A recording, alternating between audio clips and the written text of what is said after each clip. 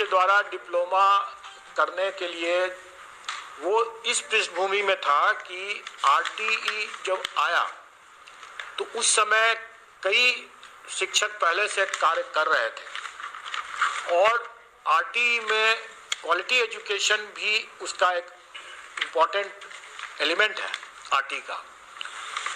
तो उसमें यह हुआ कि वैसे टीचर्स को अपग्रेड करने के लिए, उनको उनकी गुणवत्ता में लाने के लिए, उनको प्रशिक्षण देने के लिए ये डीएलएड की व्यवस्था, जिसमें कि 6 महीने कम मतलब शॉर्ट ड्यूरेशन डीएलएड की व्यवस्था की गई, जो एनआईओएस के द्वारा दिया गया।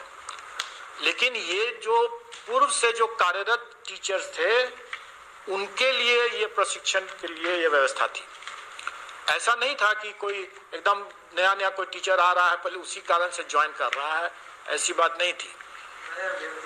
नए अभ्यर्थी के लिए नहीं था, जो पहले से जो अनुभवी जो टीचर चले आ रहे हैं। माननीय सर्वोच्च न्यायालय का जो आदेश निकला हुआ है उसमें उन्होंने उनके द्वारा एक डेट भी दिया हुआ है, शायद 10/8/2017 के उसके पूर्व जो कार्यरत थे उन्हीं का एनआईओएस के द्वारा डीएलएड जो था है वो वैलिड माना जाएगा, उसके बाद का नहीं।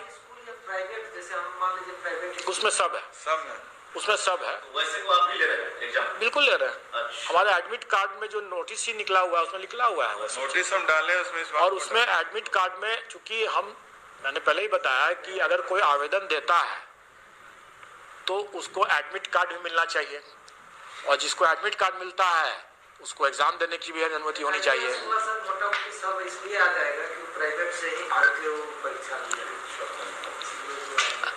अगर कोई ऐसा फर्जीवाड़ा करते हैं तो वैसे पहले ही मैंने बताया कि बहुत से लोग फर्जीवाड़ा करके बीएड वर्सेस बीटीसी में अगर फर्जीवाड़ा करके आए हैं, आज नहीं तो कल पकड़े ही जाएंगे।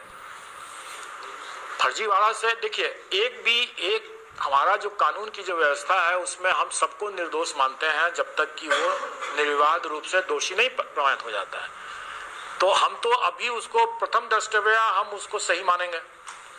अगर वो लिख के दे देता है, अंडरटेकिंग दे देता है, जिससे हम लोग एडमिट कार्ड में अंडरटेकिंग ले रहे हैं कि वो एनआईओएस का डीएलएड जो है उसका विधिवत रूप से है और माननीय सर्वोच्च न्यायालय के आदेश के आलोक में वो वैध है, यह अंडरटेकिंग लेने के बाद देता है, उसके बाद ही वो उसका एडमिट कार्ड डाउनलोड होगा।